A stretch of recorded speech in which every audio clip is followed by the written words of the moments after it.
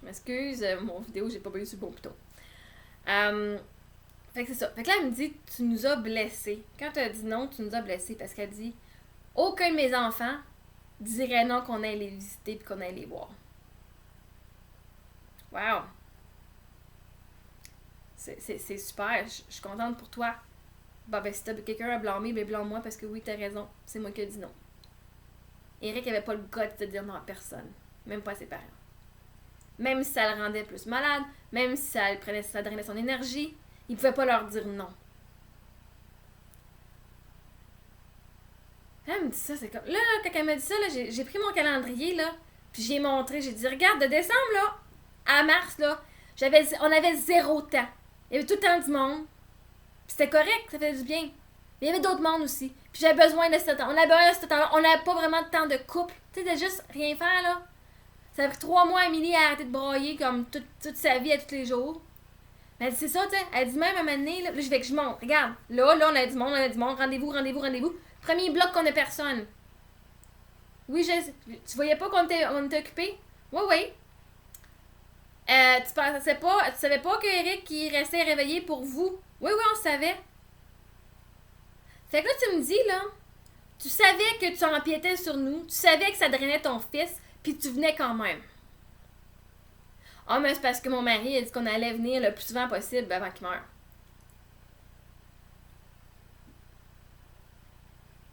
OK? On n'était vraiment pas sur la même page dans les objectifs, parce que moi, notre objectif, c'était qu'il fasse partie du 4%. Oui, on savait qu'il y avait une grosse chance qu'elle allait mourir, mais on allait tout faire prendre les gens de notre bord pour qu'il fasse partie du 4%. Puis c'est comme, on savait, Marie-Ève, on savait depuis le début, là. On savait depuis le début qu'elle allait mourir.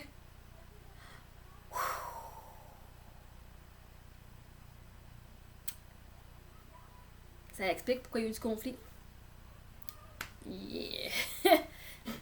C'est comme, oh my god. Wow. Peut-être que vous avez pensé à vous autres. Vous n'avez pas pensé à nous autres. Vous n'avez pas pensé à votre fils. Que peut-être qu'il a besoin d'une petite pause. Peut-être qu'il était correct d'avoir une pause de visiteur. Puis là, à un moment donné, comme plus vers la fin, au mois de mai, quand ça commençait à aller un petit peu moins bien, mettons, là.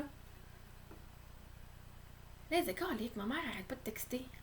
Je dis, ben, texte-la. Ta mère, là, c'est moi, tu sais, elle veut juste savoir que t'es correct. Il allait bien encore, là. Elle veut juste savoir que t'es correct. Ben, texte-la. Puis, tu sais, il l'ignorait, là, maintenant, là, il ignorait. Je dis, ben non, mais là, faut que tu envoies un message parce que là, elle va te texter encore plus, là, parce que là, elle t'inquiète, ta mère, c'est normal, là. Ben, faut que tu lui dises. Oui, je vais bien, je vais t'écrire quand il va y avoir des nouvelles. Tu sais, comme. Ben, à tous les jours, elle écrivait. Puis, tu sais, je la comprends, je suis une mère, oui, je ferais la même affaire. Mais si ta mère te dérange, ben, dis-y, esti, parce que là, elle voyait pas ta perspective. Mon enfant me répond. Puis c'est comme.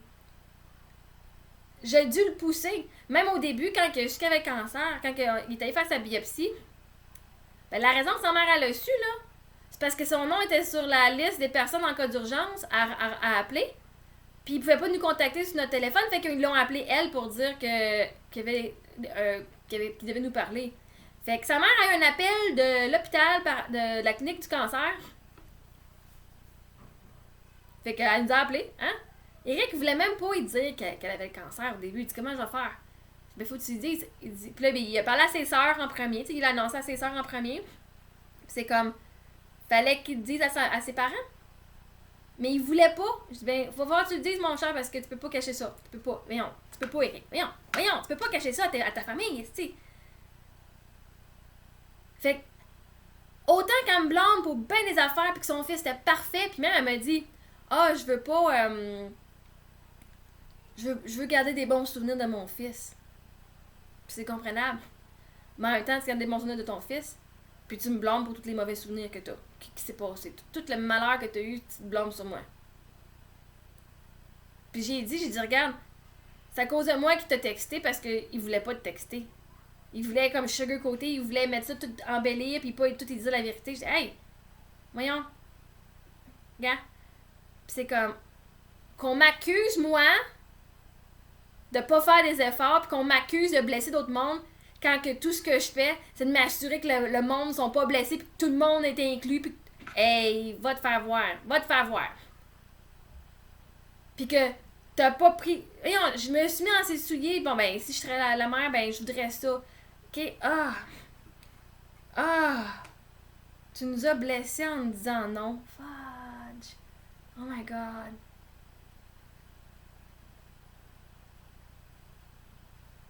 Oh my god.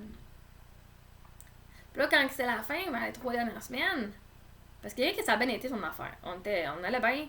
Les 3 dernières semaines, c'est là que quand il est rentré à l'hôpital en ambulance, il avait vraiment mal dans le dos, il y avait une nouvelle tumeur dans sa colonne qui avait sorti. Puis, bon, fait que ses parents sont montés tout de suite, se sont même pris un appartement. Ben, ils sont restés la première semaine. Ils sont restés chez nous. Ils sont venus chez nous à un moment donné. Oui, la première semaine était chez nous. Pour ça, ils se sont pris un appartement à Toronto parce qu'ils savaient pas comment tant qu'il allait être là. Puis c'est bien correct parce que, un moment donné, là, moi, je suis pas quelqu'un qui pleure en avant du monde, ben gros. Puis chez nous, là, c'est mon endroit sacré, c'est mon endroit à moi. Où est-ce que j'ai pas envie de faire semblant. C'est pas que je faisais semblant, mais quand je vais être vulnérable, je le fais chez nous. Et donc, il y avait une place chez nous qui pouvait coucher, mais moi, je suis quelqu'un qui se couche tard. Calique, j'avais du monde. J'avais du monde chez nous, je vais pas me coucher tard. Je peux pas écouter ma télévision comme j'avais besoin, au son que je voulais. Fait que je fasse attention aux autres. Oh my god, ça me gossait. Oui, ça me gossait d'avoir du monde chez nous, mais j'ai un grand cœur, je le faisais par plaisir parce qu'en même temps, ben, j'avais de l'aide. En même temps, j'avais de l'aide. Eric était content, l'autre était content, tout le monde, on avait tous quand même un support. Oui, elle est passée, ils ont été passés la semaine avec Eric, mais en même temps, bon, on avait passé, moi et les filles, on allait passer la journée à l'hôpital avec lui aussi. Ben, en tout cas, pas mal d'heures, là. Puis moi, c'était important, c'était ça. On en profitait nous autres aussi. Puis, on était toutes pour Eric. Pour Eric, là, le plus important dans la vie, comme il disait, c'était moi et les filles. Comme.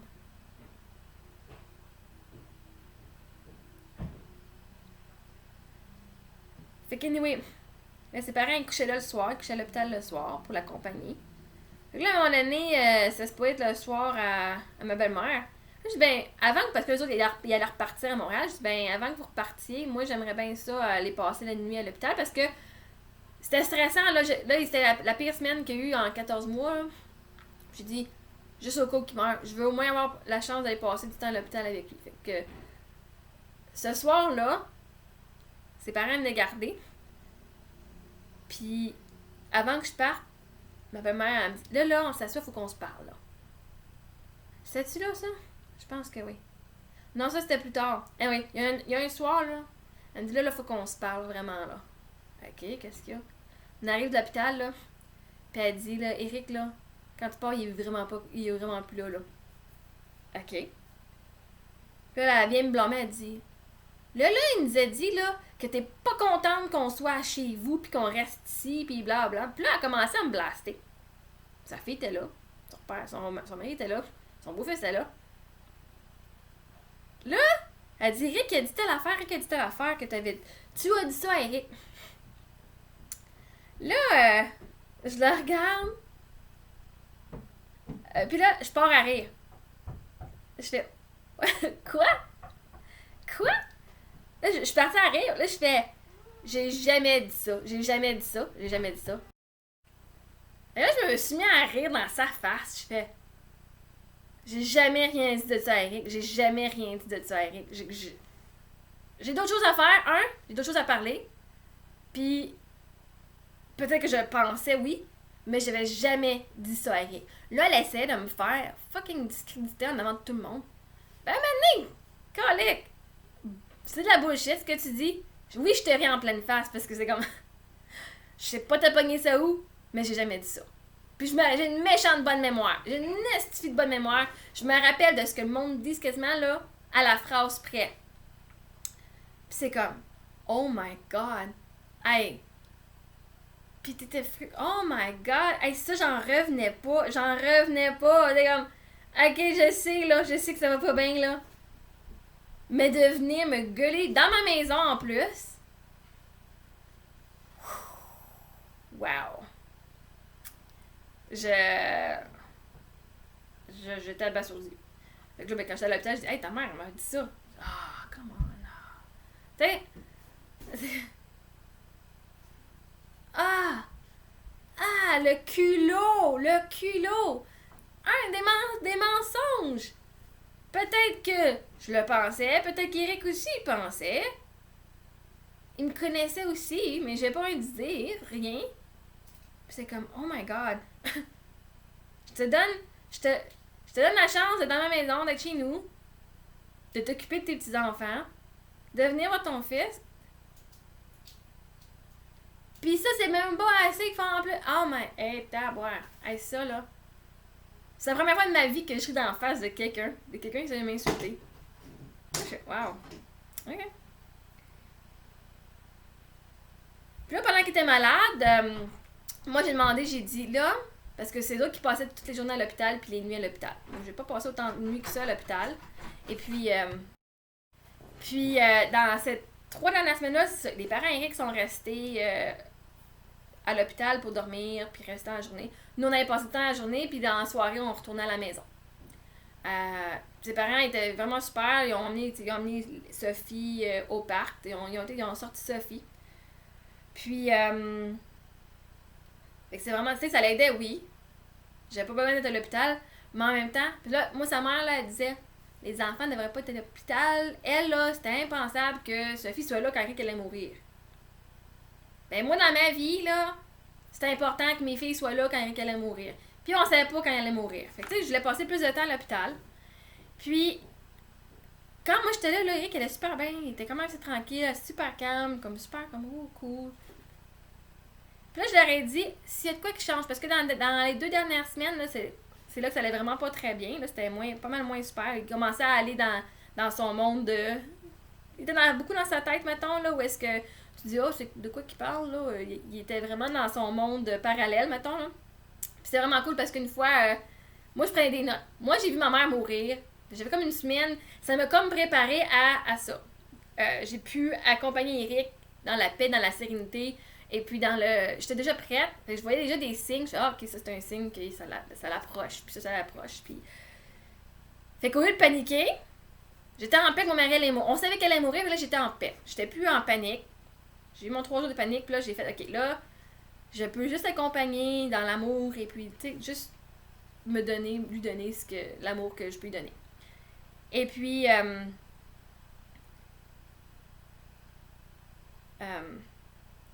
quand moi j'étais pas là, ça allait bien, mais là le soir, c'est le soir puis la nuit qui faisait des grosses crises, des paniques, des attaques de panique, puis peu importe, des grosses crises.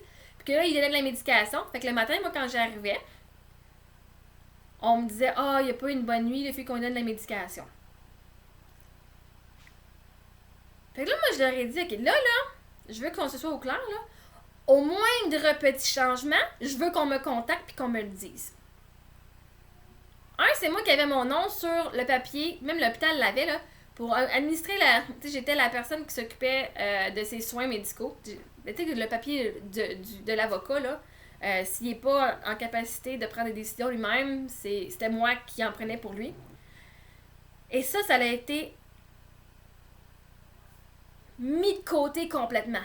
Parce que ses parents étaient là, c'est eux qui prenaient des décisions avec, je sais pas, j'imagine Eric prenait des décisions aussi, là, mais on ne m'a jamais contacté pour aucune médication. On ne m'a jamais contacté, me disait sa situation, elle change, là.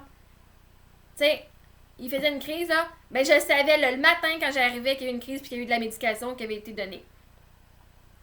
Ça, là, moi vous dire, là, ça m'a vraiment fait chier. Vraiment. Parce qu'honnêtement, là, la dernière semaine qu'il était en vie, il est décédé le jeudi. Le lundi, quand j'étais arrivée, là, il y avait une dose de médication qui le gardait dans un semi-coma. Fait que là, moi, quand c'est arrivé, là, j'ai fait au docteur, il dit. Fait que là, tu me dis que il se réveillera plus.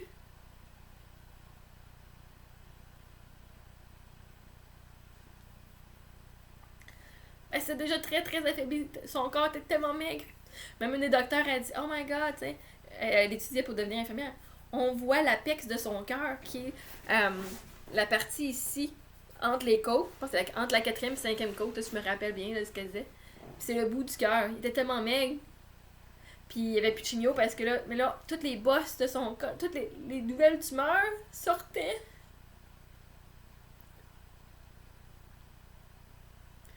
Puis il y en avait une ici qui a vu ses traitements. Mais en 3 semaines, là, Son corps s'est fait bombarder. Puis on les voyait partout sur son corps.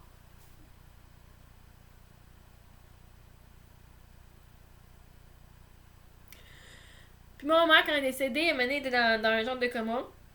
Puis là, le soir que j'étais là, elle est revenue, pouf, puis là, elle était comme, ah, j'ai faim, je veux du jello, de la soupe, comme si de rien n'était, puis oh my god, ok. Fait que là, moi, je paniquais, là, quand ma mère, elle s'est arrivée. Fait que j'étais là, je veux de la soupe, elle avait pas de jello orange, je broyais dans la cafétéria parce que je savais pas, moi, ma mère a envie, là, je veux lui donner tout ce qu'elle veut. Oh, parce que c'était possiblement la dernière fois que j'allais la voir puis lui parler. Complètement, tu sais, consciemment. Parce que c'est une des choses que j'avais lues, c'est que souvent, vers la fin, ceux qui sont dans un genre de semi-coma, ils ont un pic où est-ce qu'ils reviennent comme super, comme si tout était beau, puis là, moi, j'ai dit aux parents, je veux que vous me dites s'il y a aussitôt qu'il y a un changement dans sa conscience, dans n'importe quoi, ses comportements, dites-moi-le. Puis on me le disait pas. Il y a une fois, on m'a appelé. Marie-Ève, Eric veut te voir. Je fais, oh my god. J'étais à 4 rues d'hôpital, là, mais c'est quand même 20 minutes de marche, là. Je te dis, j'étais partie ça à cause avec la poussette. Les filles, tassez-vous. C'était comme, je m'en allais. Moi, je pensais qu'elle allait mourir. Je pensais qu'elle était en train de mourir.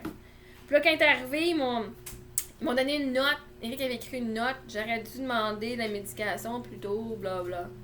Mais ça a tout pris son énergie pour écrire ça. Puis là, c'est une note pour toi, c'est une note pour toi. Puis là, j'étais arrivée, puis là, je me rappelle pas les choses se sont calmées, mais c'est comme, tout le monde broyait. Je suis, oh bon, my god. Je pensais là, qu'il était en train de mourir, là. Ça, c'était genre une semaine ou deux avant que ça arrive. C'était le seul temps qu'ils m'ont contacté. Puis plus tard, j'ai demandé, j'ai dit, voici la raison pourquoi je voulais vous me contacter. Parce que je sais que la journée, comme quand il est dans son coma, il va avoir un pic. Je veux pouvoir lui parler pendant qu'il est encore conscient, puis qu'il est encore là. Là, ma mère a dit, ben Marie-Ève, ça c'était avant qu'il meure, elle dit, ben Marie-Ève, c'est arrivé, il nous a déjà parlé, il a repris conscience de telle journée, là, puis il nous a parlé, puis je fais, ouais, mais vous me l'avez pas dit.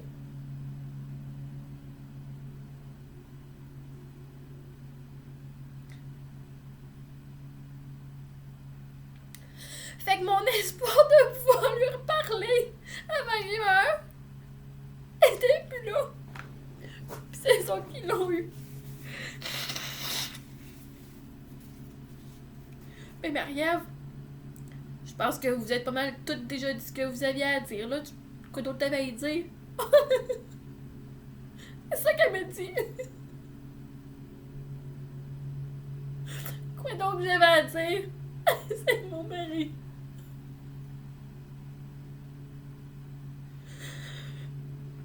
Comme...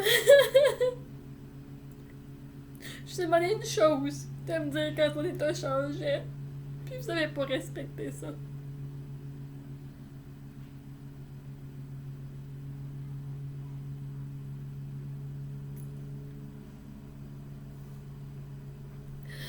Celui-là, là, il fait mal.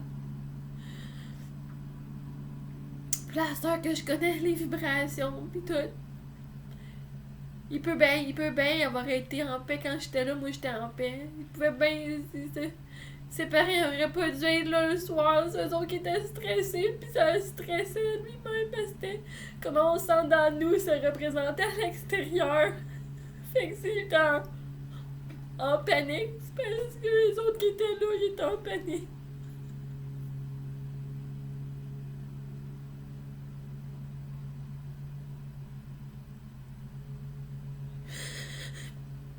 Bien ça, on peut pas changer ce qui est arrivé. On sait ce qu'on sait, au moment qu'on sait, mais fuck. Pis c'était dû pourrait arriver de même, j'étais pas dû pour y parler, mais quand même.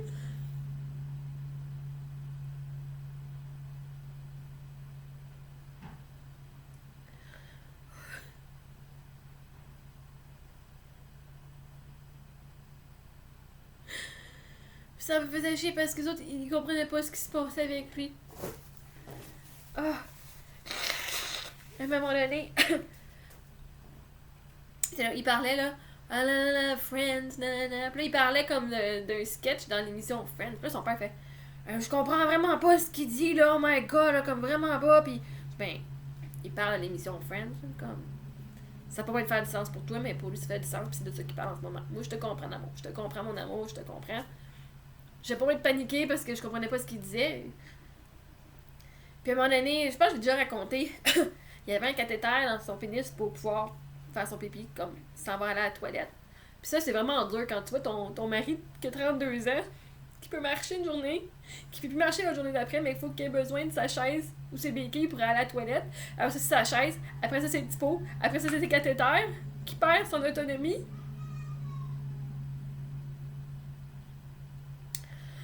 Il avait 32 ans.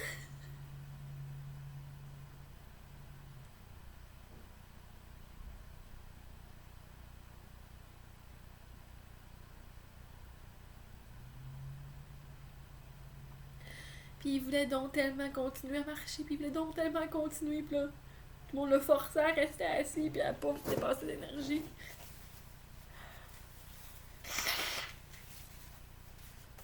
Puis à un moment donné, ben, il y avait le cathéter, puis c'était un tube dans le pénis, là, je veux dire. Puis là, ben, il était pas bien placé. Fait que là, ben, au début, comme inconsciemment, il le tirait parce que c'était pas confortable. Puis là, ils sont là, arrête, faut pas que tu te touches. Puis là, à un moment donné, moi, il me dit, ah, peux-tu juste me replacer? Je dis, arrête de toucher. Il dit, non, c'est juste, c'est pas bien placé, là.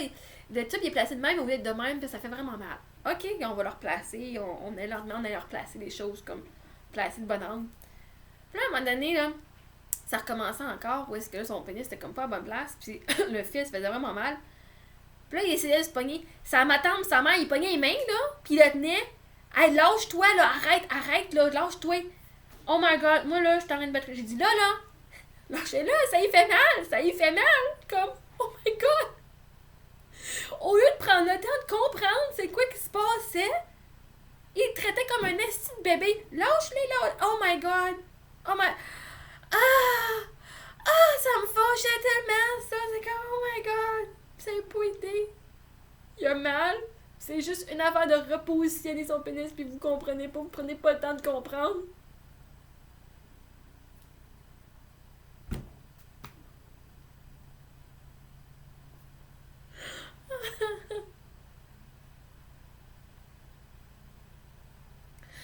Fait je sais même pas c'est quoi qui s'est passé pendant que moi j'étais pas là.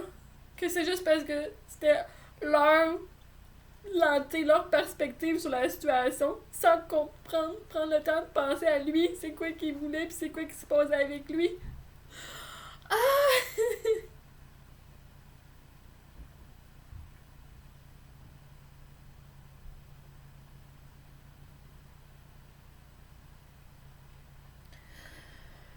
Puis là, ben, j'ai compris la semaine passée.